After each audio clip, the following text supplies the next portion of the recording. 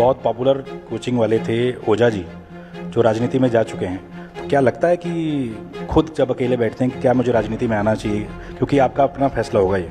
हमको उस समय उतना इंटरेस्ट आज इन्होंने मना कर दिया राजनीति में नहीं आएंगे। देखिए लोग से झगड़े रहता है। हमको ये नहीं समझ में आता है जो पूछ रहे होते हैं वो चाहते हैं कि हम लोग आ जाएं या डरते हैं कि ना आए। एक बहुत पॉपुलर कोचिंग वाले थे ओझा जी, जो राजनीति में जा चुके हैं। तो क्या लगता है कि खुद जब अकेले बैठते हैं कि क्या मुझे राजनीति में आना चाहिए, क्योंकि आपका अपना फैसला होगा ये भविष्य में?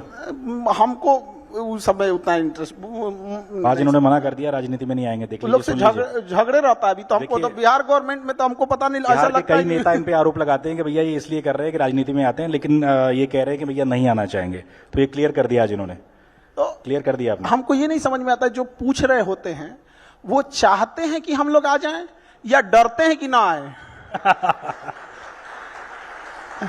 और इतना तो हम जरूर कहते हैं कि हम लोग को इधर कोई इंटरेस्ट वगैरह नहीं है, और ये कोई राजनीति में जाता है तो छुपके से नहीं जाता है। लेकिन जो अभी के टाइम पे हैं, एट प्रेजेंट जिस तरह से चल रहे हैं, उन लोगों से कहते हैं, रिक्वेस्ट करते हैं कि आप अच्छे से काम करो, वरना किसी दिन ये पढ़े लिखे लोग अगर उधर घूम गए ना तो उन लोग का हाल, वर्तमान नेताओं का हाल वही हो जाएगा जो नोकिया मोबाइल का हुआ था। वो टकटकाते रहेंगे, वो सांप वाला गेम खेलते खेलते से। बहुत बढ़िया। तो एक फिल्म आई है छावा, पता नहीं आपने देखी है कि नहीं? फिल्म में हमको इतना इंटरेस्ट नहीं है, क्योंकि टीचर है, नहीं देखी है। एक सवाल उठता है, लगातार उठता रहता है कि भैया जितनी जगह मुगलों को, अकबर को या इन राजाओं को मिली उतनी महाराणा प्रताप, शिवाजी को नहीं मिली। आपको क्या लगता है? आप एक शिक्षक हैं, क्या राय रखते हैं इस पे आप अपनी?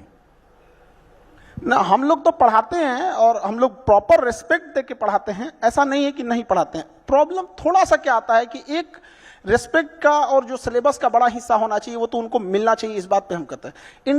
इंडिया में क्या हुआ था ना कि जो इंटरनल राजा थे उनका ना डिवाइडेशन इतना ज्यादा हो गया था कि महाराष्ट्र के क्षेत्र में ये, आप देखिए हर्षवर्धन के मरने के बाद पूरे भारत को कंट्रोल करने के लिए आपको राजा नहीं मिलेगा। तो जैसे महाराणा प्रताप और राजस्थान के जो शासक थे उनका योगदान इतिहास में उन्हें जगह नहीं मिलता है, ये दुखद है। लेकिन हम आपको बताते हैं कि मोहम्मद बिन कासिम के आक्रमण के 500 साल बाद तक और राजस्थान के शासकों ने, छतरानियों ने 500 साल तक किसी विदेशी आक्रमणकारी को घुसने नहीं दिया। और जब उनका किला गिरा, राजस्थान के शासकों का किला गिरा, अगले 100 साल में पूरे भारत पे कब्जा हो गया। इतने बहादुर थे वो लोग, तो उनको रिस्पेक्ट तो मिलना चाहिए। तो हम लोग कई बार ना चीजों को कम बड़ी बात बोली आपने, उनकी आज जो वो लोग भले भगवान नहीं है, ये बात हम मानते हैं कि वो लोग भले भगवान नहीं है, लेकिन उनके कुर्बानी का नतीजा है जो भगवान बचे हुए हैं लोग। आप जैसे कोटा की भी बात कर रहे थे, बच्चे तैयारी करते हैं पेपर की, खूब मन लगा के तैयारी करते हैं, पेपर देते हैं, पास भी कर लेते हैं, फिर खबर आती है जी पेपर लीक हो गया या भर्ती रद्द हो गई। चूंकि आप अभी प्रोटेस्ट भी कर रहे हैं, तो आपको क्या लगता है कि ऐसे बच्चों के साथ कैसे इंसाफ हो सकता है? कई साल उनके खराब हो जाते हैं। क्या लगता है एज ए शिक्षक खान सर को? ये ना सबसे खराब चीज है एजुकेशन में। एजुकेशन सिस्टम का इसको कह दीजिए तो कैंसर है। पेपर का ये जो लीक होना, भर्ती रद्द होना, मतलब आप एक स्टूडेंट की मनोभाव तो हम लोग का अंदाजा आप ऐसे लगाइए कि हम लोग फ्रस्ट्रेट हो जाते हैं कि क्या मन से पढ़ाएं, हम लोग खुशी मनाएं कि पेपर लीक हो गया। जैसे अभी एग्जाम में बीपीएससी में हुआ था, और अभी तो हम लोग सोच रहे हैं कि आज बताएंगे कि देखो बच्चों ये पढ़ाए थे, पेज नंबर इतना पे ये आया, तब तक शाम में खबर आ रही है कि पेपर लीक हो गया। अब हम लोग को ये समझ में नहीं आए कि पेपर हम लोग पढ़ाएं, इसकी तारीफ करें कि जिन्होंने पेपर लीक कराया उसको बैठ के गरियाएं। तो हम लोग अब उसको प्रोटेस्ट कर रहे हैं लोग। हमारे पटना में एक जगह है गर्दनी बाग, वहाँ टेंट डाल दिया गया है और वहीं पे नियम है कि यहीं बैठ के गरियाना है आप लोग को। तो वहीं बैठ के हम लोग 2 महीना से 3 महीना से उसको कोस रहे हैं लोग कि भाई तो पेपर लीक काहे करा दिया वहाँ पे।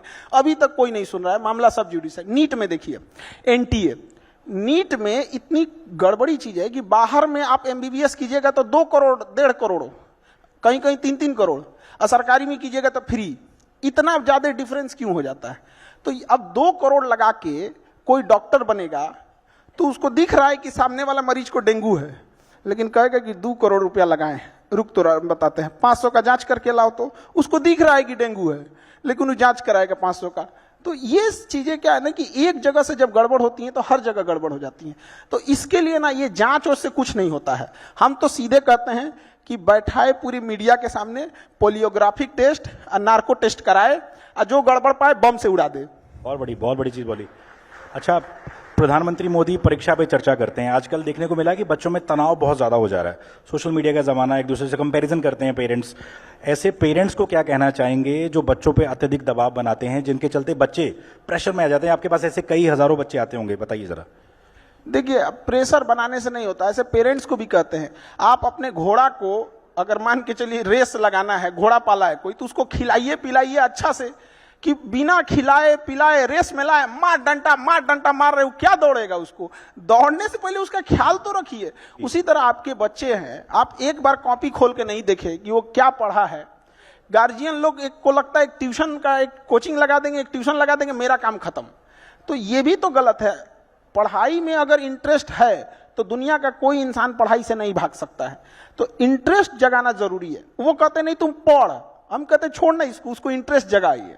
अगर उसको इंटरेस्ट जग जाएगा ना, तो आप उसको खाना भी दीजिएगा तो कहेगा कि नहीं, एक क्वेश्चन और लगा देते हैं तब जाके खाना खाएंगे। तो उल्टा सिस्टम लेके चल रहे हैं लोग। तो गार्जियन को भी समझना पड़ेगा। आप एक बच्चे का तकलीफ समझिए, वो बड़ा संकोच करता है, उसके ऊपर बहुत टेंशन रहता है। वो जिस एज ग्रुप में है, उस एज ग्रुप में उसको बहुत प्रॉब्लम होता है। वो ना कभी कभी टेक्निकल चीजें नहीं समझ पाता है, एज है उसमें घूमने फिरने में लग जाता है। तो थोड़ा उसको नर्चर करने की जरूरत है। आपके पास हजारों स्टूडेंट्स अभी तक क्लासें आप ले चुके हैं।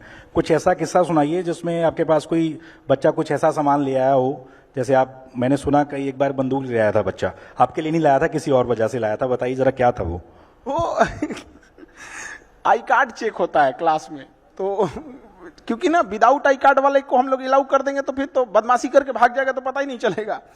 तो ऐसे चेक हो रहा था आई कार्ड, तो उसके पास था नहीं। कहा कि भाई, जो चेक कर रहा था उसका, भाई मेरे पास आई कार्ड है, लाए नहीं, आज हमको बहुत जरूरी काम है। तो कहा क्या काम है? तो उलझ गया उससे। तो उसका ना यहाँ पे शर्ट उठा तो तमंचा रखा हुआ था तो कह रहा है कि तमंचा लेके रखा। तो डर गया बेचारा कि भाई हम इसका आई कार्ड क्या चेक करेंगे, तो तमंचा लेके घूम रहा है। तो आपस में बात किए सब, तो कह रहा है कि देखो अभी छोड़ा, एक तो 11-12 बजे झगड़ा होने वाला है, तो सोचे कि उसे पहले क्लास कर लेते हैं, सुबह वाला क्लास कर लेंगे बाद में। सोचिए, झगड़ा करने से भी पहले उसको चिंता था कि क्लास कर लेना है। तो इस टाइप के भी कुछ आ जाते हैं। तो ऐसे स्टूडेंट्स को भी आप कैसे मैनेज करते हैं? मतलब जो ऐसे दिमाग वाले लोग हैं, कैसे पढ़ाते हैं जीएस उनको? वो तो बैठ के पढ़ाई कर रहा है, उससे हमको मतलब नहीं रहता। वो तो पढ़ाई में एकदम उन लोग को ऐसा नहीं रहता है। लेकिन कुछ ये तो माँ बाप का परवरिश का चीज होता है कि आखिर अगर ऐसे बच्चे हैं तो अल्टीमेटली उन्हीं का लॉस होता है। हम लोग कितना भी पढ़ा दें, लेकिन ये जो गलत रास्ते पे एक बार चला जाता है वो लौट के नहीं आ पाता है फिर। अच्छा, चूंकि हमारा थीम है एजुकेटिंग इंडिया 2030, तो आपको क्या लगता है किताबों में भी बदलाव होना चाहिए? वही पुरानी किताबें पढ़ रहे हैं बच्चे एनसीईआरटी की, बदलाव हो रहे हैं लेकिन उतने लेवल तक नहीं हो रहे। आपको लगता है कि अब वक्त आ गया कि भैया बदलाव होना चाहिए, तभी बच्चे कुछ प्रैक्टिकल, क्योंकि जो हम स्कूलों में पढ़ते हैं आपको भी पता, वो प्रैक्टिकल में काम नहीं आता बच्चों के, जो भी किसी भी जॉब में हो। क्या लगता है खान सर को? देखिए, एनसीईआरटी बुक बहुत रेलेवेंट है, उसको अपडेट हमेशा आते रहता है, कुछ अपडेट। ये किताबें चेंज करना ना, ये कमाने का एक फैशन हो गया है। किताबें बनती है पेड़ पौधों से काट के बनेगी। एक और हम भाषण देंगे कि ग्रीनरी बढ़ाओ, ग्रीनरी बढ़ाओ, और जितने ये प्राइवेट स्कूल वाले हर साल किताब चेंज कर देंगे कि हमारी कमाई बढ़ जाएगी यहाँ पे। ये क्या मतलब बनता है?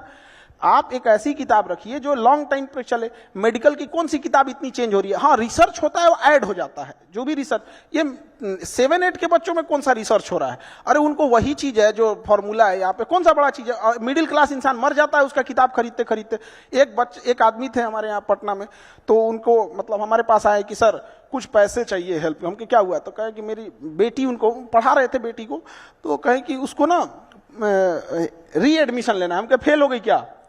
तो कहे नहीं पास हो गई ना तो प्रमोशन का भी पैसा लगता है। मतलब उसको पैसा इसलिए लग रहा है कि पास हो गई तो फेल हो जाना चाहिए उसको।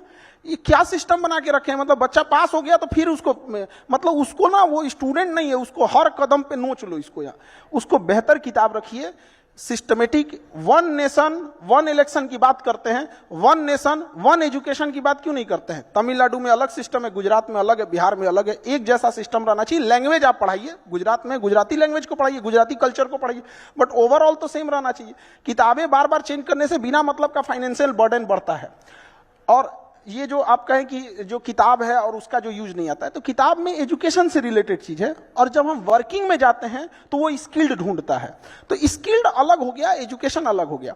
आखिर हमें भीड़ में से सेलेक्ट करना है किसी को, तो हम कैसे सेलेक्ट करेंगे? A single sheet of marksheet can not decide my whole career. लेकिन हमारा मार्कशीट ये जरूर बता देता है कि 10th में हम सिंसियर थे कि नहीं थे। ग्रेजुएशन का मार्कशीट हमें ये जरूर बता देता है कि उस टाइम फ्रेम में हम सिंसियर थे कि नहीं। इस आधार पर हम ये आइडिया लगा लेते हैं कि ये इंसान थोड़ा सिंसियर होगा। बाद में उसको ट्रेनिंग स्किल तो सब देना ही पड़ेगा ना।